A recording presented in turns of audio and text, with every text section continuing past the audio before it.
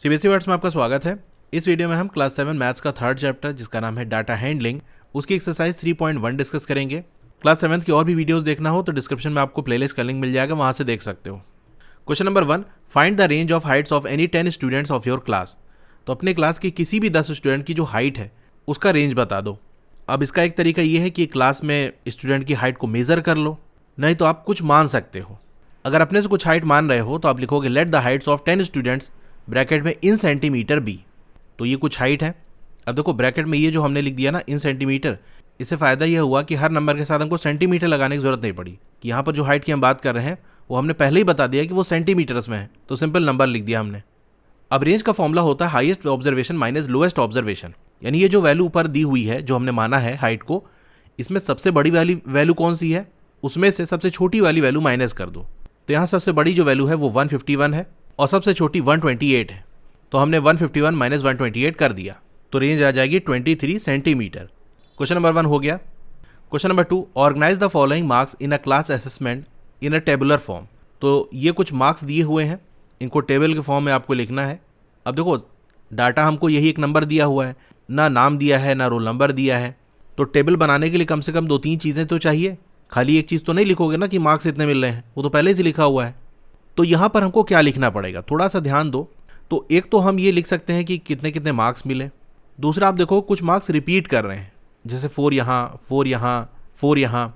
तो कोई भी चीज़ कितनी बार रिपीट करती है वो उसकी फ्रीक्वेंसी बताता है। तो एक इन्फॉर्मेशन अपने टेबल में हम ये दे सकते हैं कि कौन कौन से मार्क्स कितने बार रिपीट कर रहे हैं, यानी कितने स्टूडेंट हैं जिनके ये वाले मार्क्स सेम हैं। और तीसरा कॉलम हम बना सकते हैं टैली मार्क्स का। टैली मार्क्स कैसे हम करते हैं, देखो 1 को शो करने के लिए 1 लाइन खींच देते हैं, 2 के लिए 2 लाइन, इसी तरह 3 के लिए 3 लाइन खींच देंगे। अगर 4 शो करना है तो 4 लाइन खींच देंगे, 5 शो करना है आपको 5 लाइन खींच देंगे। लेकिन ऐसा नहीं है, अगर हमको 5 को शो करना है टैली मार्क्स में तो हम ऐसे 4 लाइन खींचेंगे और 5वीं ऐसे कट कर देंगे। 6 को शो करना है तो 5 + 1 यानी ये वाला तो बनाएंगे, साथ में 1 लाइन और खींच देंगे। इसी तरह 7 के लिए 2 लाइन और इधर खींच दिया हमने। तो इस तरह से ही किया जाता है। तो पहले कॉलम में आपको मार्क्स लिख लेने हैं। तो मार्क्स कहाँ से कहाँ तक मिल रहे हैं, देखो 1 है, 2 है, 3 4 5 6 7 8 9। तो ये हमने मार्क्स लिख लिए। अब फ्रीक्वेंसी हम लिख लेंगे, यानी आप देख लो 1 कितनी बार रिपीट कर रहा है, तो 1 तो यहाँ एक ही बार आ रहा है, तो फ्रीक्वेंसी इसकी 1 हो गई। 2 देख लो एक बार यहाँ आ रहा है, एक ये आ रहा है, यानी 2 बार आ रहा है, तो फ्रीक्वेंसी 2 हो गई। इसी तरह से सबकी फ्रीक्वेंसी आपको लिख लेनी है, फिर टैली मार्क्स से शो कर देना है। तो यहाँ पर हमने इसे टेबलर फॉर्म में लिख लिया है। अब फर्स्ट वाले में पूछ रहा है विच नंबर इज़ द हाईएस्ट, कौन सा नंबर हाईएस्ट है, यानी सबसे ज़्यादा मार्क्स कौन सा है, ये 9 है, तो अब लिखोगे 9 is the highest number. Second वाला which number is the lowest, सबसे कम नंबर कौन सा है, सबसे कम मार्क्स कौन सा आ रहा है, 1 आ रहा है, तो अब लिखोगे 1 is the lowest number. Third वाला what is the range of the data, तो रेंज कैसे निकालते हैं, तो रेंज होता है आपका highest observation minus lowest observation. तो हाईएस्ट ऑब्जर्वेशन कौन सा है, सबसे बड़ी वैल्यू कौन सी है, 9 है, सबसे छोटी वैल्यू 1 है, तो 9 - 1 आपका 8 आ जाएगा। फोर्थ वाला फाइंड द अरिथमेटिक मीन, तो अरिथमेटिक मीन हमको निकालना है। कैसे निकलेगा, जो भी वैल्यूज़ दी है यहाँ देख सकते हो, ये सारी वैल्यूज़ आपको ऐड कर लेनी है।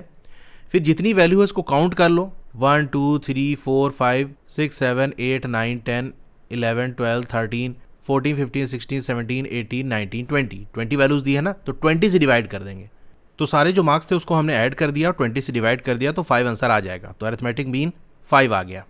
क्वेश्चन नंबर 2 हो गया। Question number 3, find the mean of the first 5 whole numbers. आप लिखोगे first 5 whole numbers are 0 1 2 3 and 4। तो ये पहले 5 होल नंबर्स हैं, हमको मीन निकालना है। तो मीन का फॉर्मूला होता है sum of all observations upon total number of observations, यानी जो भी वैल्यूज़ हैं उनका सम कर लो और कितनी वैल्यूज़ है उससे डिवाइड कर दो। तो ये हमने सम कर दिया और हमको 5 होल नंबर्स निकालने थे ना, यानी इसको काउंट भी कर सकते हो 1 2 3 4 5, तो 5 से डिवाइड कर देंगे, तो मीन आपका 2 आ जाएगा। लास्ट में आप लिखोगे has the mean of first 5 whole numbers is 2। Question number 4, a cricketer scores the following runs in 8 innings. तो कोई क्रिकेटर है वो 8 इनिंग्स में ये रन बनाता है, फाइंड द मीन स्कोर।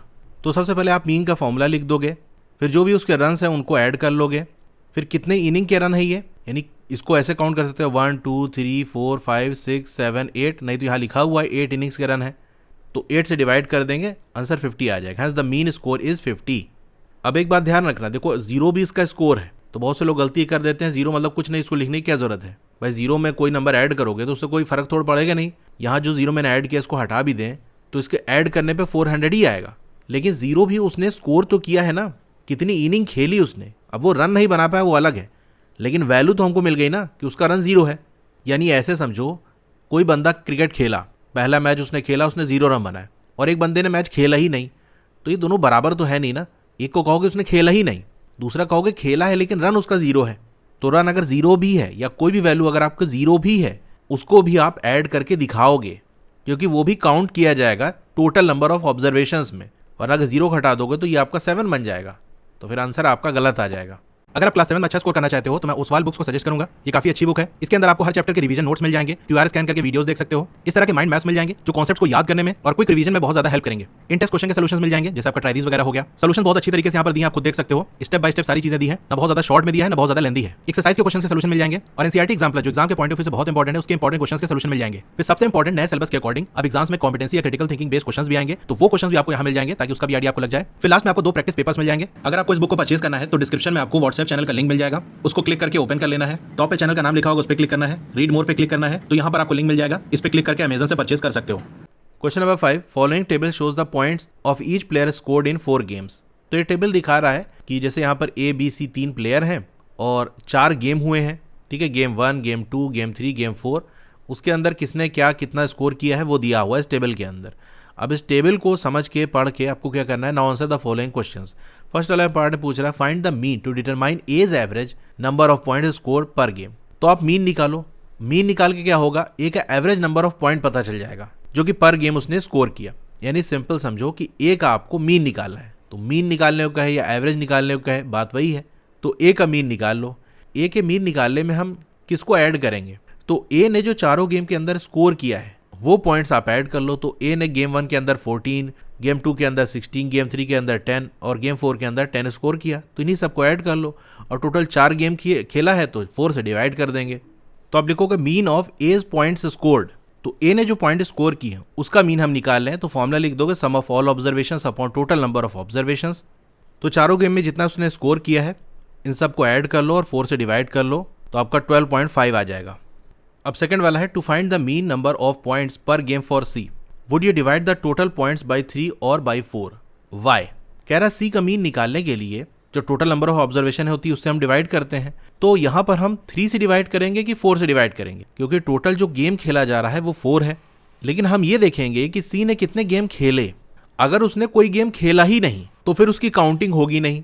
अगर खेला और 0 भी आ गया तो भी हम काउंट करेंगे, लेकिन अगर खेला ही नहीं तो फिर कैसे काउंट कर सकते हैं। तो गेम 1 उसने खेला, 8 पॉइंट्स उसको मिले, गेम 2 के अंदर 11 पॉइंट्स मिले, गेम 3 उसने खेला ही नहीं, डिड नॉट प्ले, और गेम 4 में उसने 13 पॉइंट स्कोर किए। तो टोटल 3 ही गेम उसने खेले, तो 3 से डिवाइड करेंगे। अगर 3 वाला गेम खेलता और उसका 0 आ जाता तो हम 4 से डिवाइड करते कि खेला तो है ना, तो उसको तो काउंट करेंगे, भले ही उसका 0 आ गया। तो यहाँ खेला ही नहीं इसलिए इसको काउंट ही नहीं करना। गेम 3 उसने खेला ही नहीं, तो 3 ही गेम खेले हैं। तो इसके आंसर में आप लिखोगे क्वेश्चन से ही कॉपी करते हुए to find the mean number of points per game for C we would divide the total points by 3। अब वाई पूछा है ऐसा क्यों करेंगे, तो रीजन भी लिख देना, because player she played only 3 games, क्योंकि उसने 3 गेम ही खेला है। थर्ड वाला है be played in all 4 games, how would you find the mean. तो बी ने चारों गेम खेले हैं, इसका मीन कैसे निकालोगे। तो सिंपल सी बात है, बी ने जो भी स्कोर किए हैं उन सबको ऐड कर लो, 4 से डिवाइड कर लो, क्योंकि 4 गेम खेला है। अब देखो यहाँ पर पहले वाले गेम में 0 आ गया, लेकिन खेला तो है ना वो, तो काउंट करेंगे उसको। तो आप लिखोगे मीन ऑफ बीज पॉइंट स्कोर्ड। तो बी ने जितने पॉइंट स्कोर किए उसका मीन क्या होगा। अब यहाँ देखो फॉर्मूला हमने फर्स्ट वाले पार्ट में लिख दिया था, क्वेश्चन तो वही चल रहा है, तो अब यहाँ फिर से फॉर्मूला लिखने की जरूरत नहीं है, डायरेक्ट उसके स्कोर को हम ऐड कर देंगे, 4 से डिवाइड कर देंगे, 4.5 आंसर आ जाएगा। अब फोर्थ वाला है who is the best performer. तो किसकी परफॉर्मेंस सबसे बेस्ट थी, तो जिसका मीन स्कोर सबसे ज़्यादा होगा वही बेस्ट परफॉर्मर होगा। तो कंपैरिजन के लिए हम क्या यूज़ करते हैं कि मीन निकाल लो, मीन जिसका ज़्यादा होगा वो चीज़ सबसे ज़्यादा होगी, और स्कोर में जिसका सबसे ज़्यादा स्कोर होगा वही बेस्ट है। अब देखो यहाँ पर ए का मीन हमने निकाल लिया, बी का मीन निकाल लिया, लेकिन सी का मीन हमने अभी तक नहीं निकाला, क्योंकि किसी पार्ट में सी का मीन निकालने को कहा ही नहीं था। भाई सेकंड वाले में बस यही पूछा था ना कि 3 से डिवाइड करेंगे, 4 से डिवाइड करेंगे। तो पहले सी का भी मीन निकाल लो, जब तीनों का निकल आएगा तब हम कंपेयर कर सकते हैं। तो यहाँ पर उसने 3 गेम ही प्ले किए थे, तो तीनों का स्कोर हमने ऐड करके 3 से डिवाइड कर देंगे। तो ऐड करने में आपका 32 आ जाएगा, इसको 3 से डिवाइड करोगे, साइड में आप कर सकते हो, तो ये आएगा 10.66। अब क्योंकि बार बार देखो हर बार रिमाइंडर 2 आ जाएगा, खुद ट्राई करोगे आप देख सकते हो। फिर उसमें 0 बढ़ाओगे, 3 6 18, 18 आ गया, फिर माइनस किया 2 बचा, इस तरह बार बार 2 बचेगा, और ये हमेशा 6 करके चलता चला जाएगा। तो इसीलिए हम 2 बार या 3 बार लिख के ऐसे हम डॉट डॉट लगा देंगे, कि ये जो 6 है वो रिपीट करता जाएगा, या इसको हम ऐसे भी लिख देते हैं कि 10.6 और जो नंबर रिपीट कर रहा है उसके ऊपर बार लगा देते हैं। खैर बार बार आप छोड़ो, इतना ही लिख देना। अब मेन चीज़ हमको क्या करना है, किसका स्कोर ज़्यादा है ये देख लेना है। ए का स्कोर है 12.5, बी का है 4.5 और सी का है 10.66 एंड सो ऑन। तो सबसे ज़्यादा किसका है, ए का है 12.5, तो यही आप लिख देना। Player A is the best performer, तो फोर्थ वाला पार्ट हो गया। क्वेश्चन नंबर 5 हमारा हो गया। Question number 6, the marks out of 100 obtained by a group of students in a science test are. तो एक ग्रुप ऑफ स्टूडेंट है, उसने साइंस का टेस्ट दिया है, उसमें 100 में से कितने मार्क्स मिले हैं वो सारे दिए हुए यहाँ पर।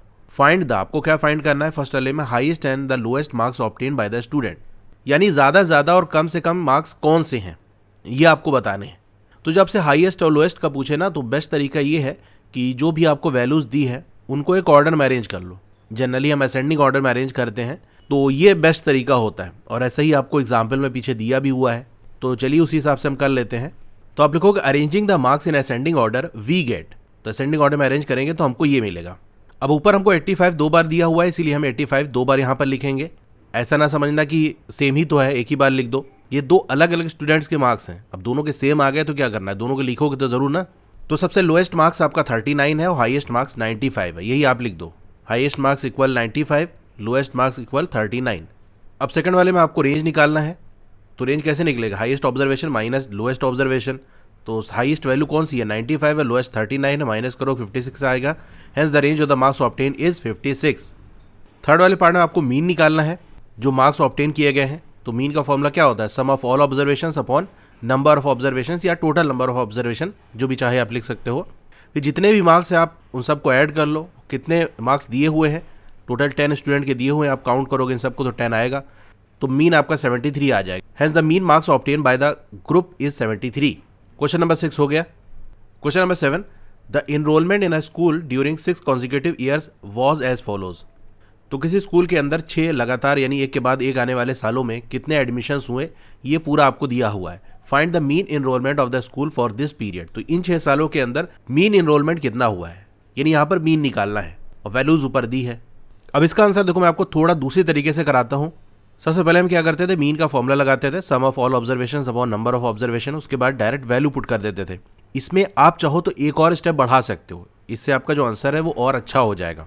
कि ये तो जनरल फॉर्मूला हो गया, उसके बाद जो कंडीशन आपको दी है उसके हिसाब से आप एक फॉर्मूला बना लो। यानी यहाँ पर हमको मीन किसका निकालने को कहा है, एक लाइन उसमें वो ऐड कर लो।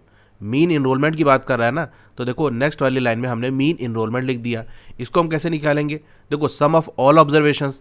अब यहाँ पर ऑब्जर्वेशन कौन से दिए हुए हैं, हमको इनरोलमेंट दिया हुआ है, तो सम ऑफ, हम क्या कर रहे थे, जो भी इनरोलमेंट दिए उसी का सम करना है ना, तो जो हम करेंगे यहाँ पर वो हमने लिख के बता दिया, sum of enrolments upon number of years.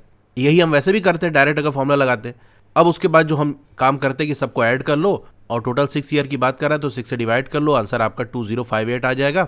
Hence the mean enrolment for this period is 2058, तो ये आंसर आ जाएगा। अब देखो आप चाहो तो ये वाले स्टेप के बाद डायरेक्ट ये वाला लिख सकते हो, ये वाला स्किप कर सकते हो, ना लिखो, जैसा कि हम पिछले क्वेश्चन में करके आ ही रहे हैं। और चाहो तो आप ये वाला ना लिखो, स्टार्टिंग में डायरेक्ट आप यहीं से स्टार्ट करो कि मीन एनरोलमेंट क्या होगा, sum of enrolment upon number of year, उसके बाद ये वाला और ये पूरा करके दिखा दो। और चाहो तो ये पूरा जो मैंने आपको लिख के दिखाया वो लिख दो, तो ये सबसे बेस्ट है कि ये वाला भी लिख दिया आपने, ये वाला भी लिख दिया, बस थोड़ा सा आपका और टाइम लगेगा, लेकिन ये तरीका बेस्ट है। तो देखो मैं अलग अलग तरीके अलग अलग क्वेश्चन से बताता हूँ, वो इसलिए ताकि आपको ऐसा ना हो कि हाँ रट्टा मान लो कि ऐसे ही करना है। किसी भी क्वेश्चन को अलग अलग तरीके से आप प्रेजेंट कर सकते हो, लेकिन सही तरीके से प्रेजेंट करना है। इसीलिए कौन से सही तरीके हैं वो सारे मैं आपको बता देता हूँ। ऐसा ना हो कि अपने मन से कुछ भी आप लिखने शुरू कर दो, तो वो सही नहीं रहेगा। क्वेश्चन नंबर 7 हो गया। Question number 8, the rainfall in millimetre in a city on 7 days of a certain week was recorded as follows. तो एक हफ्ते का रिकॉर्ड देखा गया कि कितनी बारिश हुई। तो हफ्ते में 7 दिन होते हैं, हर दिन का आपको रिकॉर्ड यहाँ पर दिया है इस टेबल के अंदर कि मंडे को कितना हुई 0.0 यानी कुछ भी बारिश नहीं हुई, ट्यूसडे को 12.2, वेंसडे को 2.1, थर्सडे को भी कुछ बारिश नहीं हुई 0 है, फ्राइडे को 20.5, सैटरडे को 5.5, संडे को 1.0। फर्स्ट वाले पार्ट में क्या करना है, find the range of the rainfall in the above data. तो देखो इस वाले क्वेश्चन में भी आप ऐसे कर सकते हो कि रेंज का फॉर्मूला क्या होता है, highest observation minus lowest observation. अब किसकी रेंज पूछा है, नेक्स्ट वाली लाइन में वो लिख दो कि range of rainfall equal highest rainfall यानी सबसे ज़्यादा बारिश किस दिन हुई है, क्या वैल्यू है उसकी, माइनस लोएस्ट रेनफॉल। तो ज़्यादा से ज़्यादा बारिश कितनी, ऊपर टेबल देख सकते हो 20.5 मिलीमीटर माइनस, और कम से कम बारिश ये कि हुई नहीं है, 0 है 0.0, तो आंसर आपका 20.5 मिलीमीटर आ जाएगा। अब इसमें भी चाहे तो आप ये वाले स्टेप के बाद डायरेक्ट यहाँ पर लिख सकते हो, इसको स्किप कर सकते हो, या फिर आप चाहो तो ये पहला वाली लाइन ना लिखो, डायरेक्ट यहीं से स्टार्ट कर लो, और चाहे तो ये पूरा लिख सकते हो। सेकंड वाला पार्ट है find the mean rainfall for the week. तो मीन निकालना है, तो मीन रेनफॉल क्या होगा आपका, sum of the rainfall on each day of the week, हफ्ते के हर दिन कितनी रेनफॉल हुई उसका सम कर लो, upon number of days in a week, हफ्ते में कितने दिन होते हैं उससे डिवाइड कर लेंगे। तो ये सारी रेनफॉल हुई, इनको हमने ऐड कर लिया, 7 से डिवाइड कर दिया, 5.9 मिलीमीटर आ गया। Hence the mean rainfall for the week is 5.9 millimetre. Unit लगाना मत भूलना, डायरेक्ट 5.9 इतना नहीं लिख देना, मिलीमीटर जरूर लगाना है। एक गलती ये भी हो जाती है लोगों की, ये यूनिट्स नहीं लगाते। थर्ड वाला on how many days was the rainfall less than the mean rainfall. अब कितने दिन ऐसे हैं जहां पर जो बारिश है वो मीन रेनफॉल से कम हुई है।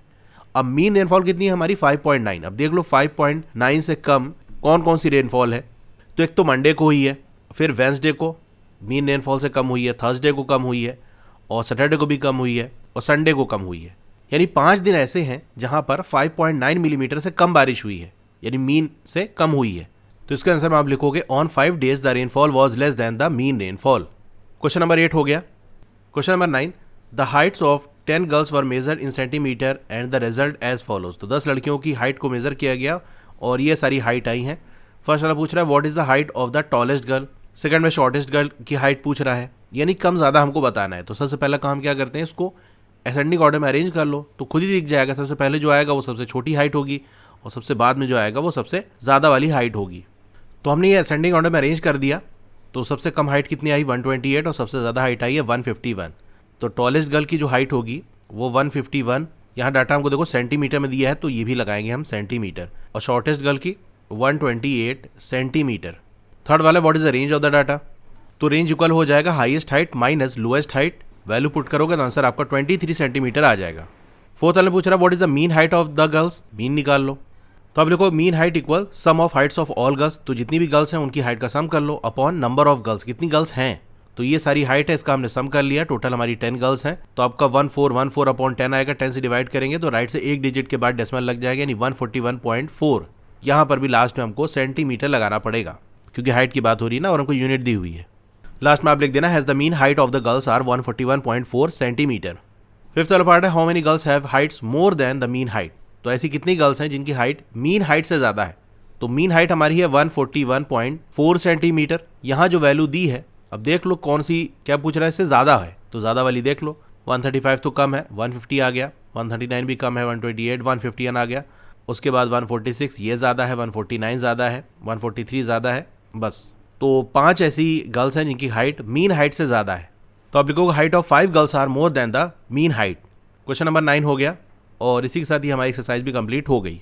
क्लास 7 की और भी वीडियोस देखनी है तो इस तरह से आपकी वीडियो चल रही होगी। पहले वीडियो को लाइक कर लो, चैनल को सब्सक्राइब कर लो, मोर पे क्लिक करना है, फिर से मोर पे क्लिक करोगे तो डिस्क्रिप्शन ओपन हो जाएगा, यहाँ आपको व्हाट्सएप चैनल का लिंक मिल जाएगा। तो इससे आप मेरे व्हाट्सएप चैनल से ज्वाइन हो सकते हो। डोंट वरी, आपका नाम और फोन नंबर किसी को विजिबल नहीं होगा। व्हाट्सएप चैनल पे नई वीडियोस की अपडेट आपको मिलती रहेंगी। फिर एक्सरसाइज और ट्राइडिस के सॉल्यूशन देखने तो मेरी वेबसाइट है estudywala.com, उसका लिंक भी है, वहाँ से आप विजिट कर सकते हो। और नीचे आओगे तो क्लास 7 मैथ्स की चैप्टर वाइज प्लेलिस्ट का लिंक आपको मिल जाएगा। जिस चैप्टर की वीडियो देखनी है उसके नीचे दिए हुए लिंक पे क्लिक करोगे तो चैप्टर की प्लेलिस्ट ओपन हो जाएगी। इसी तरह और भी सब्जेक्ट की प्लेलिस्ट का लिंक आपको मिल जाएगा।